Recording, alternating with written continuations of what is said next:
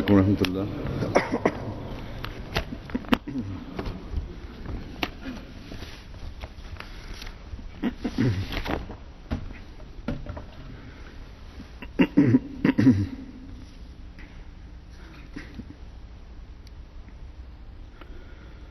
أشهد أن لا إله إلا الله وحده لا شريك له وأشهد أن محمدا عبده ورسوله أما بعد فأعوذ بالله من الشيطان الرجيم. بسم الله الرحمن الرحيم. الحمد لله رب العالمين الرحمن الرحيم مالك يوم الدين. إياك نعبد وإياك نستعين. اهدنا الصراط المستقيم صراط الذين أنعمت عليهم غير المغضوب عليهم ولا الضالين.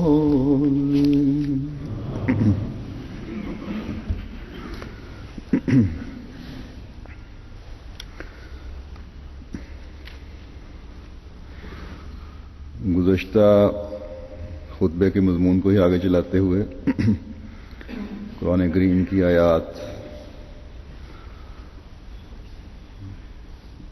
کے حوالے سے رزق اور صفت رزاق کے بارے میں کچھ کہوں گا آج بھی.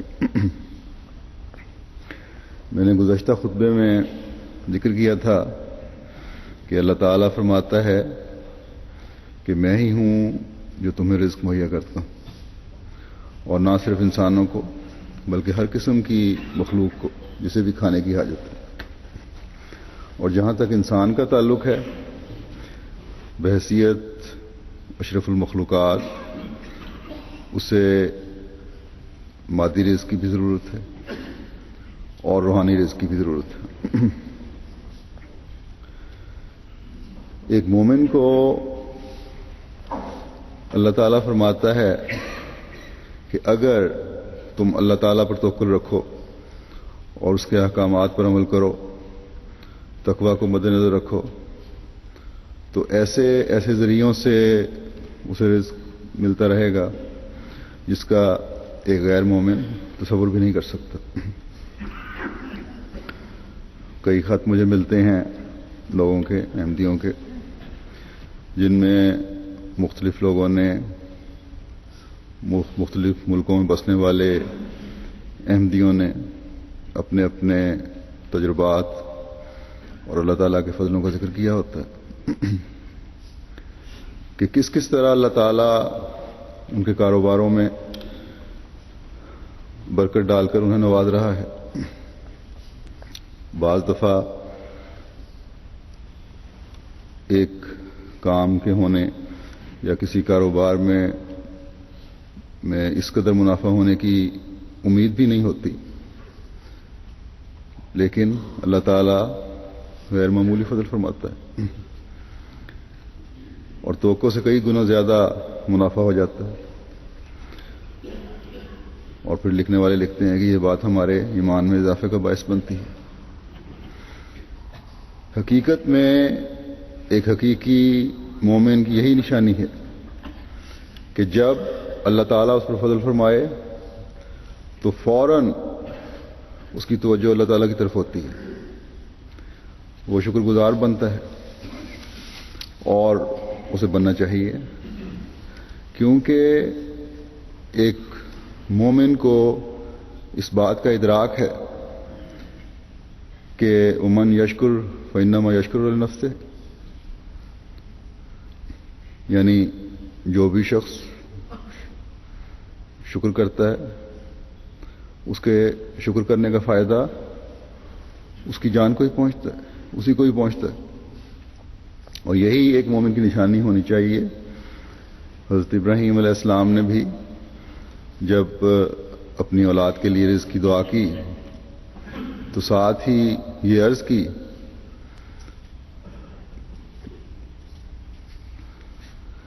کہ وہ تیرے شکر گزار رہیں، جیسا کہ قرآن کریم میں اس کا ذکر ملتا ہے. وَارْزُقْهُم مِّنَ الثَّمَرَاتِ لَعَلَّهُمْ يَشْكُرُونَ، یعنی انہیں پھلوں میں سے رزق عطا فرما تاکہ وہ تیرے شکر گزار بنے. بس کاروبار میں برکت، تجارتوں میں برکت، زراعت میں برکت، یہ سب پھل ہیں جو رزق میں اضافے کا باعث بنتے ہیں. اور جب مومن ان فضلوں کو دیکھتا ہے تو شکر گزاری میں بڑھتا ہے، اور یہ بات اس کے ایمان میں اضافے کا باعث بنتی ہے، اس کے تقویٰ میں اضافے کا باعث بنتی ہے، اور بننی چاہیے. جب ایک مومن ایمان اور تقویٰ اور شکر گزاری میں بڑھتا ہے تو اللہ تعالیٰ اسے مزید نعمتوں سے نوازتا ہے، اس کے پھلوں میں مزید برکت پڑتی ہے، اس کے رزق کو اللہ تعالیٰ اپنے فضل سے مزید بڑھاتا ہے. یہ سلوک اللہ تعالیٰ انہی سے فرماتا ہے جو ایمان میں بڑھے ہوئے ہیں یا بڑھنے کی کوشش کرتے ہیں. تو یہ رزق کا اضافہ کوئی اتفاقی حادثہ نہیں کہ کسی نے لکھا کہ میرا رزق میں اضافہ ہو گیا غیر معمولی طور پر، بلکہ اللہ تعالیٰ کے وعدے کے مطابق ہے کہ لئن شکرتم لازیدنکم، یعنی اگر تم شکر گزار بنو گے تو میں تمہیں اور بھی زیادہ دوں گا. ایک غیر مومن کے لیے تو کہا جا سکتا ہے کہ قانون قدرت کے تحت اس کی محنت کو اللہ تعالیٰ نے پھل لگایا، لیکن ایک مومن کے لیے اس سے زائد چیز بھی ہے کہ اللہ تعالیٰ کی شکر گزاری اور ایمان اور تقویٰ میں بڑھنے کے ساتھ جب محنت ہو تو کئی گنا زیادہ پھل لگتا ہے. اور پھر صرف محنت پر ہی منحصر نہیں، بلکہ اللہ تعالیٰ پھر مومن کو اگر اس کی محنت میں کوئی کمی رہ بھی گئی ہو تو اپنے فضل سے اس کمی کو پورا کرتے ہوئے عطا زائد بھی عطا فرماتا ہے یا اس کمی کو پورا فرماتا ہے. بلکہ حضرت مسیح موعود علیہ الصلوۃ والسلام فرماتے ہیں کہ اگر اس کا خدا تعالیٰ پر ایمان ہے تو خدا تعالیٰ رزاق ہے، اس کا وعدہ ہے کہ جو تقوی اختیار کرتا ہے اس کا ذمہ دار میں ہوں. بس یہ ہے اس خدا کا جو رزاق ہے اپنے بندوں سے سلوک کہ تھوڑی محنت میں بھی برکت ڈال دیتا. یا بعض دفعہ غیر مومن کو یہ بتانے کے لیے، مومن کی انفرادیت قائم کرنے کے لیے، ایک جیسی محنت کے باوجود مومن کے کام میں برکت ڈال دیتا ہے. میں ذاتی طور پر بھی اس بات کو تجربہ رکھتا ہوں، اور کئی احمدی بھی مجھے لکھتے ہیں کہ ہماری فصل ہمارے غیر جماعت ہمسائے سے زیادہ نکلتی ہے. تو بڑے حیران ہو کر پوچھتے ہیں کہ تم نے کیا چیز ہمارے سے زائد کی ہے جو تمہاری فصل اچھی ہو گئی. تو یہی لکھنے والے لکھتے ہیں کہ ہمارا جواب یہی ہوتا ہے کہ جو 1/10 یا 1/16 ہم نے اس فصل کا خدا کی راہ میں دینا ہے وہ تمہارے سے زائد ہے، جس کی وجہ سے اللہ تعالیٰ نے برکت ڈال دی. بلکہ اللہ تعالیٰ فرماتا ہے من یتق اللہ یجعل لہ مخرجا ویرزقہ من حیث لا یحتسب، یعنی اور جو کوئی اللہ تعالیٰ کا تقوی اختیار کرے اللہ اس کے لیے کوئی نہ کوئی راستہ نکال دے گا اور اسے وہاں سے رزق دے گا جہاں سے رزق آنے کا اسے خیال بھی نہیں ہوگا۔ یہ معجزات جو ہوتے ہیں، یہ غیر معمولی فضل جو ہوتے ہیں، اس کے لیے اللہ تعالیٰ نے ایک شرط رکھی ہے۔ اگر اللہ تعالیٰ نے صفت رزاق کا کوئی غیر معمولی اظہار کرنا ہے تو بندے کو بھی تو غیر معمولی تعلق میں بڑھنے کی کوشش کرنی چاہیے۔ اگر اللہ تعالیٰ اپنے ولی ہونے کا ثبوت دیتا ہے تو بندہ بھی تو اپنی بندگی کے حق ادا کرنے کی کوشش کرنے والا ہونا چاہیے۔ یہ ٹھیک ہے کہ حق تو بندگی کبھی ادا نہیں ہو سکتا۔ اللہ تعالیٰ کے فضلوں اور احسانوں کا شکر کرتے انسان اگر اپنی تمام زندگی بھی ماتھا رگڑتا رہے تو حق بندگی ادا نہیں ہو سکتا، لیکن کوشش تو ہونی چاہیے۔ تقویٰ کی راہوں کی طرف قدم تو بڑھنے چاہیے۔ تقویٰ کیا ہے اس کی ایک جگہ وضاحت کرتے ہوئے حضرت مسیح موعود علیہ السلام فرماتے ہیں تقویٰ کے بہت سے اجزاء ہیں۔ عجب، خود پسندی، مال حرام سے پرہیز اور بد اخلاقی سے بچنا بھی تقویٰ ہے۔ بس ایک مومن کا کام ہے کہ ان برائیوں سے بچے، تبھی وہ ان لوگوں کے زمرے میں شمار ہوگا جو تقویٰ پر قدم مارنے والے ہیں، اور جن کے لیے اللہ تعالیٰ بھی اپنی جناب سے پھر ایسے ایسے ذریعوں سے ضروریات پوری کرنے کے سامان پیدا فرماتا ہے کہ انسان خود بھی حیران ہو جاتا ہے کہ یہ کیسے ہوا۔ من یتق اللہ یجعل لہ مخرجا کی وضاحت کرتے ہوئے حضرت مسیح موعود علیہ السلام فرماتے ہیں کہ باریک سے باریک گناہ جو ہے اسے خدا تعالیٰ سے ڈر کر جو چھوڑے گا خدا تعالیٰ ہر ایک مشکل سے اسے نجات دے گا۔ یہ اس لیے کہا ہے کہ اکثر لوگ کہا کرتے ہیں کہ ہم کیا کریں، ہم تو چھوڑنا چاہتے ہیں مگر ایسی مشکلات آ پڑتی ہیں کہ پھر کرنا پڑ جاتا ہے۔ خدا تعالیٰ وعدہ فرماتا ہے کہ اسے ہر مشکل سے بچا لے گا۔ تو اس حوالے سے میں جو اقتباس میں نے حضرت میں پڑھا ہے ان لوگوں کو توجہ دلانی چاہتا ہوں جو ان مغربی ملکوں میں سوشل ہیلپ لیتے ہیں۔ مختلف ملکوں میں اس مدد کے جو بھی نام ہیں یہ حکومت کی طرف سے ملنے والی مدد ہے جو یا بے روزگاروں کو ملتی ہے یا کم آمدنی والوں کو، تاکہ کم از کم اس معیار تک پہنچ جائیں جو حکومت کے نزدیک شریفانہ طور پر زندگی کی روزمرہ ضروریات پورا کرنے کا معیار ہے۔ یہ مغربی حکومتیں بعض جو ہیں ان میں سے بڑے کھلے دل کے ساتھ یہ مدد دیتی ہیں، اور برطانیہ کی حکومت اس بارے میں بھی قابل تعریف ہے۔ شہریوں کی بڑی مدد کرتے ہیں، لیکن مجھے پتہ چلا ہے کہ بعض لوگ جو چھوٹا موٹا کاروبار بھی کرتے ہیں یا ملازمت ایسی کرتے ہیں جو پوری طرح ظاہر نہیں ہوتی، یا ٹیکسی وغیرہ کا کام کرتے ہیں، لیکن ساتھ ہی حکومت کو غلط معلومات دے کر اس سے مدد بھی لیتے ہیں، یا مکان بھی خریدا ہوا ہے لیکن حکومت سے مکان کا کرایہ بھی لیتے ہیں۔ تو یہ بات تقویٰ سے بعید ہے۔ اس طرح کر کے دورے بلکہ کئی قسموں کے جرم کے مرتکب ہو رہے ہوتے ہیں۔ ایک تو حکومت کو صحیح آمد نہ بتا کر حکومت کا ٹیکس چوری کرتے ہیں، پھر نہ صرف یہ ٹیکس کی چوری ہے بلکہ دوسروں کے اس ٹیکس کو بھی کھا رہے ہوتے ہیں جو دوسرے لوگ حکومت کے معاملات چلانے اور شہریوں کو سہولتیں مہیا کرنے کے لیے حکومت کو دیتے ہیں۔ پھر جھوٹ کے مرتکب ہوتے ہیں جو بذات خود شرک کے برابر ہے۔ تقویٰ تو دور کی بات ہے۔ بس ایسے اگر ہم میں چند ایک بھی ہوں تو نہ صرف اپنے آپ کو اللہ سے دور کر رہے ہوتے ہیں بلکہ جماعت کو بھی بدنام کرنے والے بن رہے ہوتے ہیں۔ اور جماعت کا جو وقار حکومتی اداروں اور لوگوں میں ہے اس کو کم کرنے والے بن رہے ہوتے ہیں۔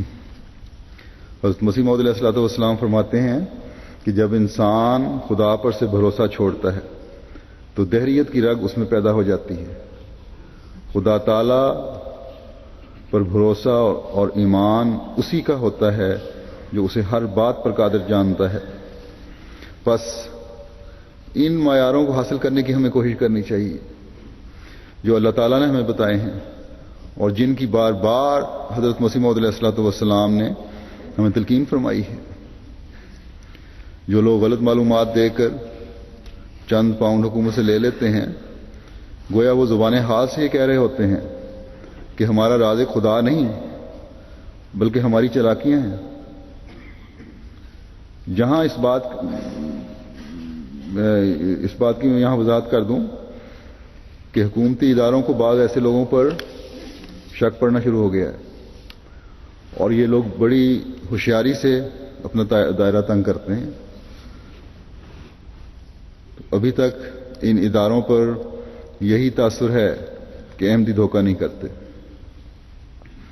کوئی ایک بھی اس قسم کا دھوکہ دہی میں ان کے ہاتھ لگ گیا تو اچھے بھلے شریف احمدی جو ہیں جو صرف اپنا حق لیتے ہیں وہ بھی پھر متاثر ہوں گے، اور پھر جیسا کہ میں نے کہا کہ جماعت پر اعتماد علیحدہ ختم ہوگا۔ میں نے تو امیر صاحب کو کہہ دیا کہ کسی بھی ایسے شخص کا اگر پتہ چلے تو اسے چندہ لینا بند کر دیں۔ ایسے لوگوں سے چندہ نہ لینے سے اول تو جماعتی چندوں پر کوئی فرق نہیں پڑے گا انشاءاللہ، اور اگر پڑے بھی تو اس کو کوئی فرق نہیں پڑتا۔ کم از کم اللہ تعالیٰ کے حضور پیش کیا ہوا مال تو پاک ہوگا۔ بس میں ایسے لوگوں سے جو چاہے چند ایک ہوں یہی کہتا ہوں کہ اگر اللہ تعالیٰ کو رزاق نہیں سمجھنا تو پھر اللہ تعالیٰ کو بھی اپنے دین کے لیے آپ کی مال کی ضرورت نہیں ہے۔ پھر آپ کا معاملہ جس طرح بھی چاہے اللہ سلوک کرے۔ ایک حدیث میں آتا ہے کہ حضرت صلی اللہ علیہ وسلم نے فرمایا یقیناً اللہ عز و جل نے تمہیں پیدا کیا ہے اور تمہیں رزق عطا کیا ہے، بس تم اس کی عبادت کرو اور کسی چیز کو اس کے ساتھ شریک نہ ٹھہراؤ۔ بس اگر اس حقیقت کو ہر ایک سمجھ لے کہ اللہ تعالیٰ نے رزق پہنچانا اپنے ذمہ لیا ہے، جس کا گزشتہ خطبے میں نے ذکر بھی کیا تھا، تو حقیقی رنگ میں اس کی عبادت کی طرف توجہ رہے گی، اور جب اس کی عبادت کی طرف توجہ رہے گی تو ہم حقیقی رنگ میں اس کے عبد بن کے رہیں گے، اور پھر ہمارے اندر قناعت بھی پیدا ہوگی، اور جب قناعت پیدا ہوگی تو دوسرے کے رزق کی طرف نظر بھی نہیں ہوگی، اور جب دوسرے کے رزق کی طرف نظر نہیں ہوگی تو ناجائز ذریعے سے پیسے جوڑنے کی کوشش بھی نہیں ہوگی۔ تو اللہ تعالی ہر ایک کو، یہ دعا ہے میری، اللہ تعالیٰ ہر ایک کو ہر قسم کے لالچ سے بچائے۔ حضرت مسیح موعود علیہ الصلوۃ والسلام فرماتے ہیں کہ ہمیشہ دیکھنا چاہیے کہ ہم نے تقویٰ اور طہارت میں کہاں تک ترقی کی ہے، اس کا معیار قرآن ہے۔ اللہ تعالیٰ نے متقی کے نشانوں میں سے ایک یہ بھی نشان رکھا ہے کہ اللہ تعالیٰ متقی کو مکروہات دنیا سے آزاد کر کے اس کے کاموں کا خود متکفل ہو جاتا ہے۔ پھر فرمایا اللہ تعالیٰ متقی کو نابکار ضرورتوں کا محتاج نہیں کرتا، یعنی بیکار اور چھوٹی اور جھوٹی قسم کی جو ہیں۔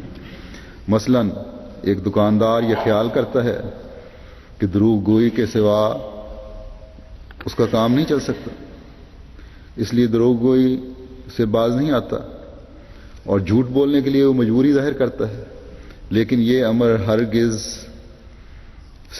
سچ نہیں۔ یہ آج کل حکومت سے جو غلط بیانی کر کے مدد لیتے ہیں یا ٹیکس بچانا جو ہے،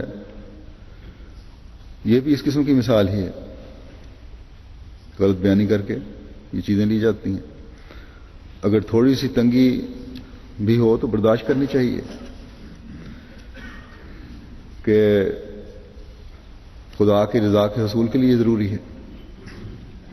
حضرت مسیح موعود علیہ الصلوۃ والسلام فرماتے ہیں کہ یہ نہ سمجھو کہ اللہ تعالیٰ کمزور ہے، وہ بڑی طاقت والی ذات ہے۔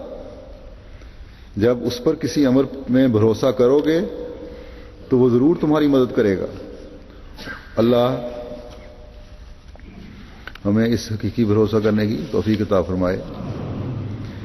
اللہ تعالیٰ تو اپنے بندوں پر اتنا مہربان ہے کہ ان کو اس طرح توجہ دلاتا رہتا ہے کہ یہ سب طریقے اختیار کرو تو تمہارا رزق پاک بھی رہے گا اور اس میں اضافہ بھی ہوتا رہے گا۔ ایک جگہ اللہ تعالیٰ فرماتا ہے کہ وما آتیتم من زکوٰۃ تریدون وجہ اللہ فاولئک ھم المضعفون۔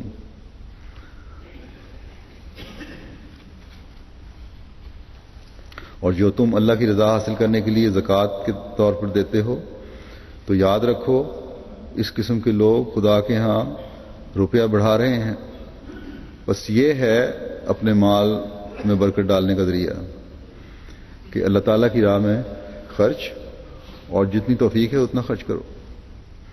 اس سے قناعت ہی پیدا ہوگی اور ترجیحات بھی بدلیں گی۔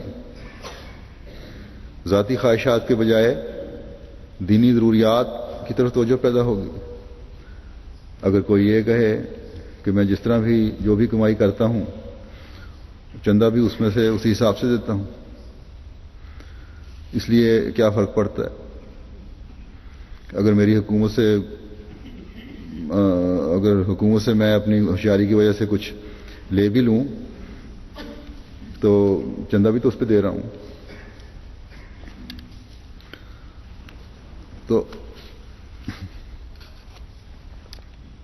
اس لیے کوئی فرق نہیں پڑتا۔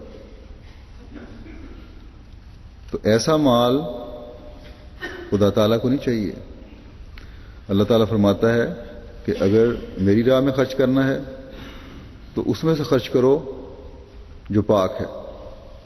فرمایا یا ایھا الذین آمنوا انفقوا من طیبات ما کسبتم، اے مومنو تم نے جو کچھ کمایا ہے اس میں سے پاکیزہ مال اللہ کی راہ میں خرچ کرو۔ اس کا مطلب یہ نہیں ہے کہ جو برا اور اچھا سب کمایا ہے اس میں سے جو پاک ہے وہ خرچ کرو، دوسرا نہ کرو۔ مطلب یہ ہے کہ تم نے پاکیزہ کمائی ہی کرنی ہے اور پھر اس میں سے اللہ کی راہ میں خرچ کرنا ہے۔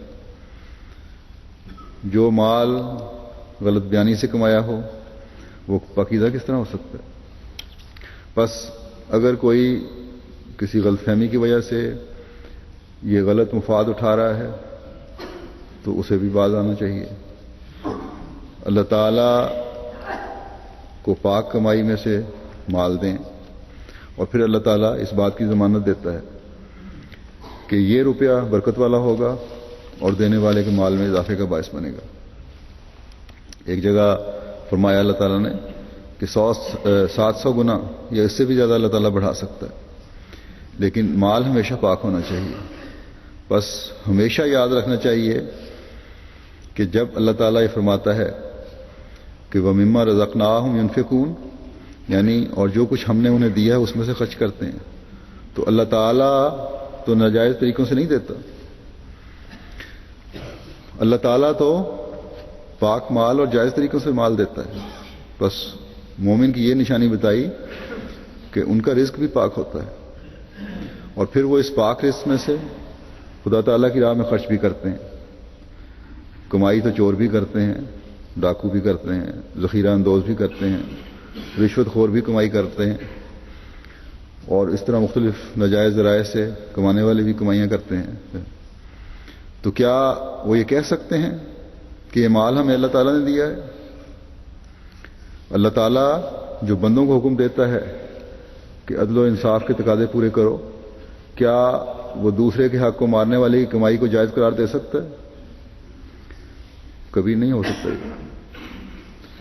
گو کہ پاکستان میں یا اور بعض ملکوں میں ناجائز ذرائع سے دولت کما کر کہتے ہیں کہ اللہ نے دیا ہے یہ،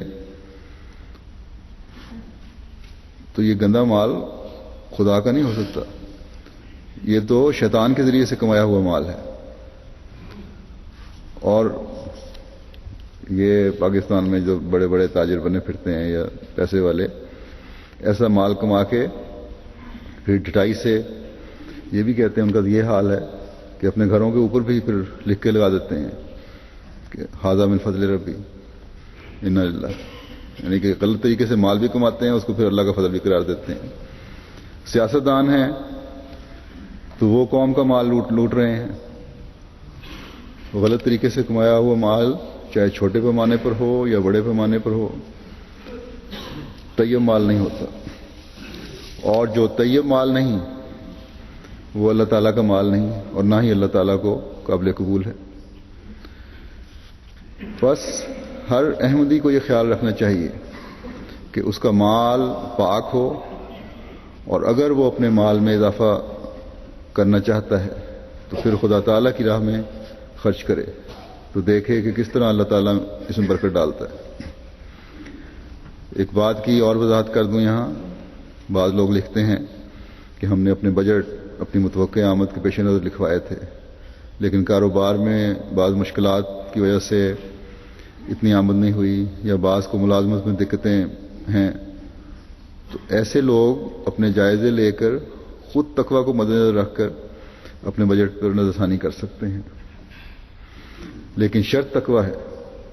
اللہ تعالیٰ نے اس کی اجازت دی ہے کہ جیسا کہ فرمایا ہے کہ وَيَسْأَلُونَكَ مَاذَا يُنْفِقُونَ قُلِ الْعَفْوَ، یعنی وہ تو اس سے پوچھتے ہیں کہ کیا خرچ کریں، ان کو کہہ دے کہ جتنا تکلیف میں نہ ڈالے. بس اگر دل میں تقویٰ ہے اور اللہ تعالیٰ کے اس ارشاد کی طرف بھی نظر ہے کہ اللہ تعالیٰ فرماتا ہے کہ جو میرے راستے میں خرچ کرے گا میں اسے بڑھا کر دوں گا، تو ایک مومن یہی کوشش کرتا ہے کہ اللہ تعالیٰ کی راہ میں زیادہ سے زیادہ دے، تاکہ اللہ تعالیٰ کے فضلوں کا زیادہ وارث بنے. اللہ تعالیٰ کے فضل سے جماعت میں کئی ایسے لوگ ہیں جو اپنے اوپر تنگی بھی کر لیتے ہیں، لیکن چندوں میں کمی نہیں آنے دیتے. بس یہ چندہ بھی ہر ایک کی اپنی ایمانی حالت اور اللہ پر توکل پر منحصر ہے.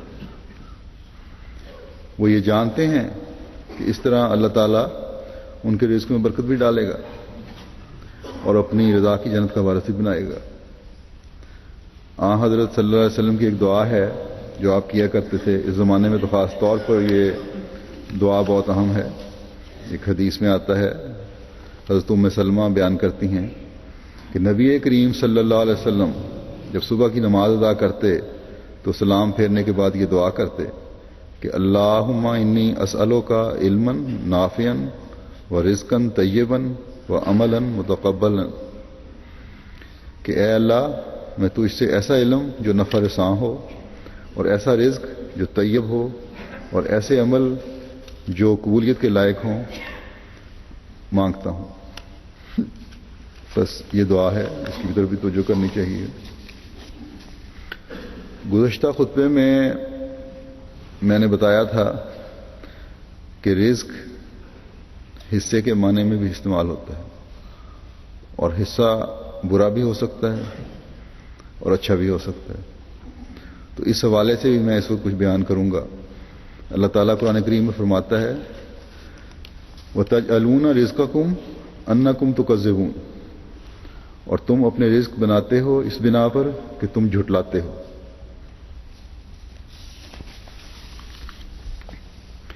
یہ آیت سورہ واقعہ کی آیت ہے، اور یہ وہ صورت ہے جس میں دور اول اور دور آخر کے خوش نصیبوں کا بھی ذکر ہے، اور دور اول اور دور آخر کے بد نصیبوں کا بھی ذکر ہے. اس آیت میں جو میں نے پڑھی اس میں ان بد نصیبوں کا ذکر ہے جو ان بد نصیبوں میں سے ہیں جو جھٹلانے کی وجہ سے اپنا رزق بناتے ہیں. ان کی حالت اس قدر گر گئی ہے کہ خدا تعالیٰ کا خوف ان میں نہیں رہا، بلکہ دنیا کا خوف ہے. یہ لوگ شیطان کی گود میں جا بیٹھے ہیں. کچھ لوگ تو اپنی دنیاوی رزق کے بند ہونے کے خوف سے سچ کو قبول کرنے سے انکاری ہیں، اور کچھ لوگ جو اپنے آپ کو عالم سمجھتے ہیں، جن کو مسجدوں کے ممبر ملے ہوئے ہیں، اس لیے حق کو قبول نہیں کرنا چاہتے کہ ان ممبروں کی وجہ سے جو عوام الناس کو وہ لوٹ رہے ہیں اس سے ہاتھ دھو بیٹھیں گے۔ تو خلاصتاً یہ کہ یہ سیاستدان بھی اور ملا بھی اپنی اس غلیظ کمائی کی وجہ سے اس روحانی معاہدے سے اپنے آپ کو محروم رکھے ہوئے ہیں جو خدا تعالیٰ نے بھیجا ہے اس زمانے میں، اور کیونکہ اپنی ان حرکتوں کی وجہ سے وہ دنیا کے کیڑے بن چکے ہیں، اس لیے ان کے نصیب میں حق کو پہچاننا نہیں، ان کا کام اب حق کو جھٹلانا ہی ہے، یہاں تک کہ ان کا آخری وقت آ جائے اور پھر ان کا معاملہ خدا کے ساتھ ہو۔ آج ہم دیکھتے ہیں کہ جن ملکوں میں احمدیت کی مخالفت ہے، سیاستدان اور ملا اکٹھے ہیں اور اکٹھے ہو کر احمدیت کے خلاف کھڑے ہیں۔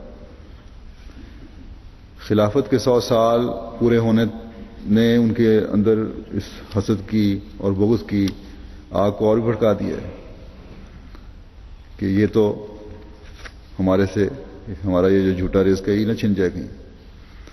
سیاستدان سمجھتا ہے، کیونکہ سیاستدان کو مذہب سے تو دلچسپی کوئی نہیں ہے،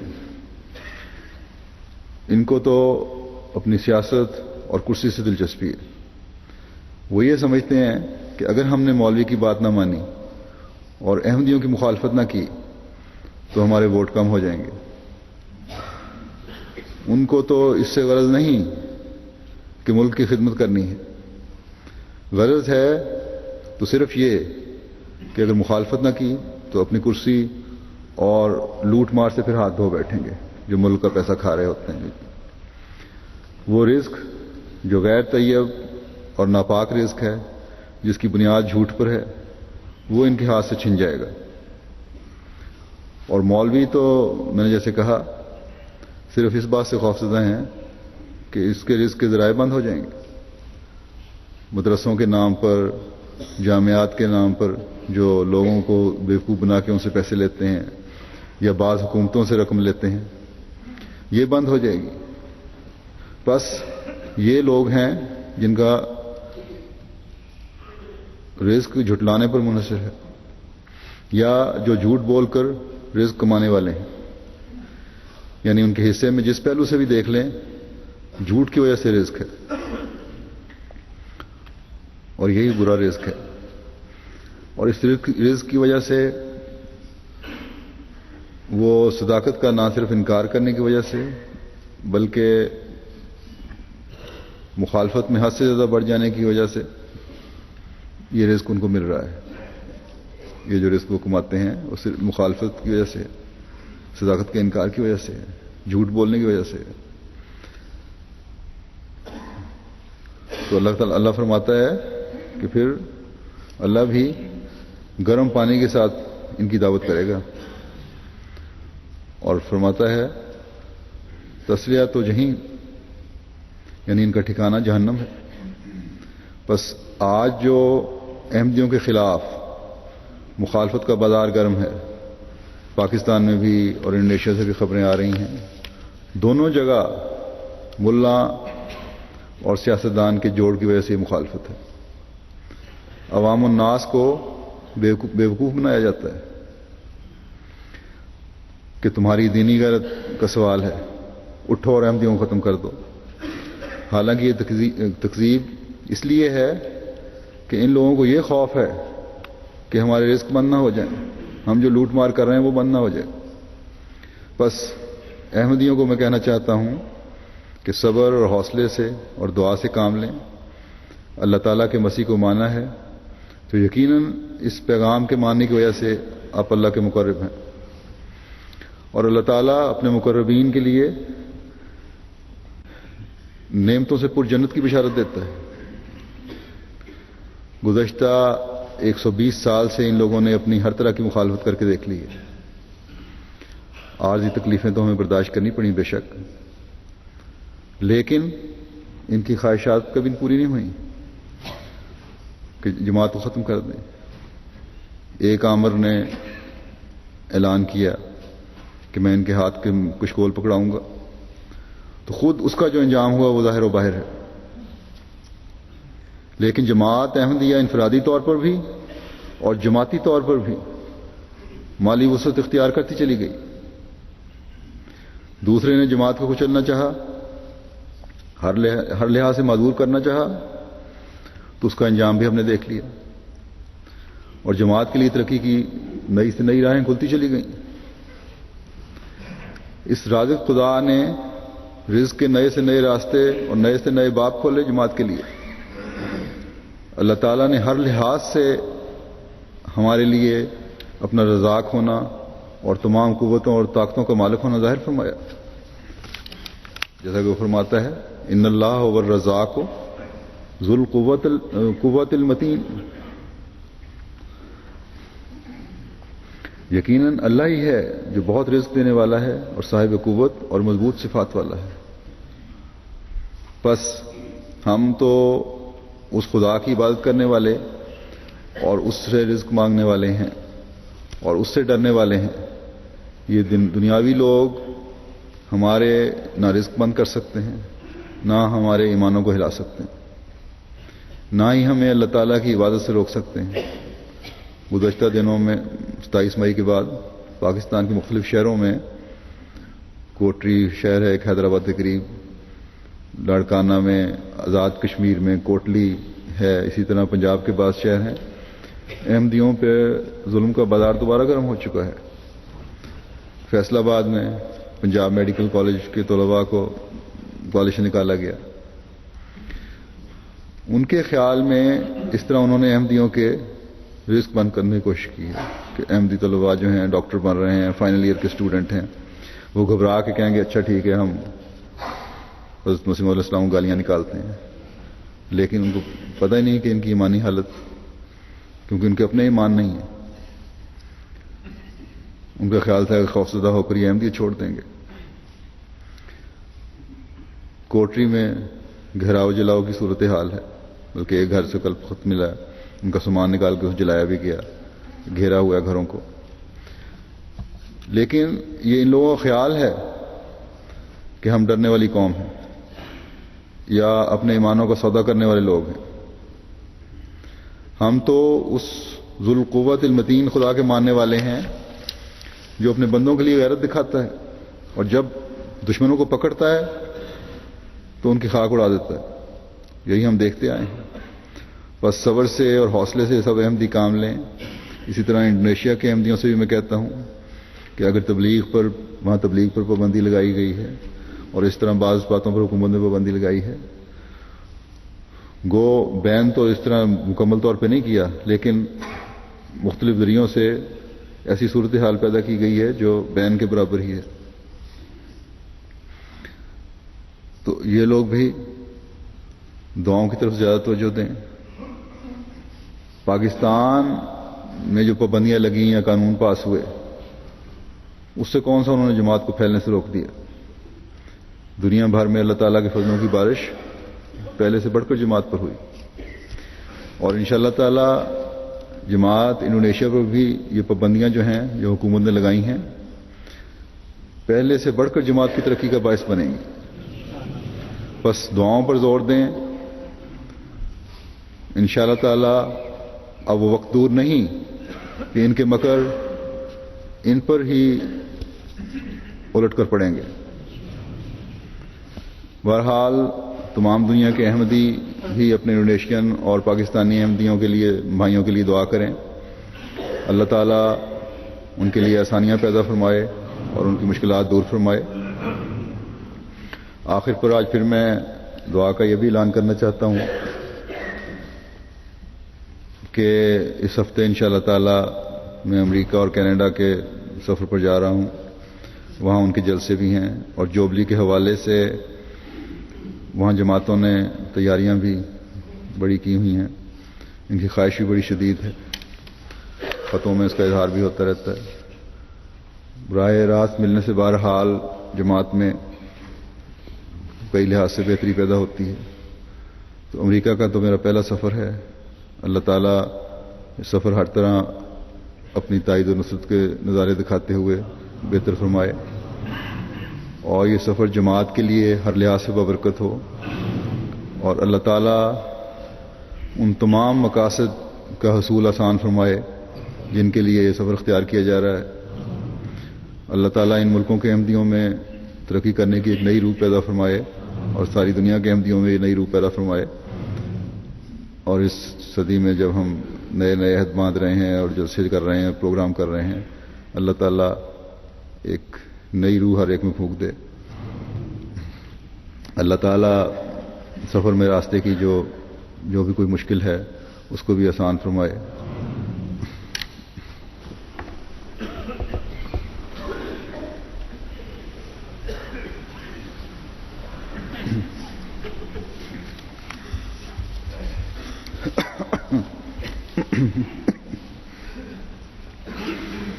الحمد للہ نحمده ونستعینه ونستغفره ونؤمن به ونتوکل علیہ ونعوذ باللہ من شرور انفسنا ومن سیئات اعمالنا. من يهده الله فلا مضل له ومن يضلل فلا هادي له.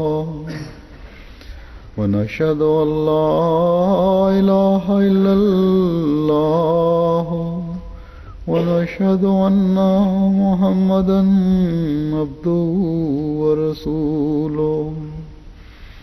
عباد الله رحمكم الله، إن الله يأمر بالعدل والإحسان وإيتاء ذي القربى وينهى عن الفحشاء والمنكر والبغي يعظكم لعلكم تذكرون. اذكروا الله يذكركم وادعوه يستجب لكم ولذكر الله أكبر.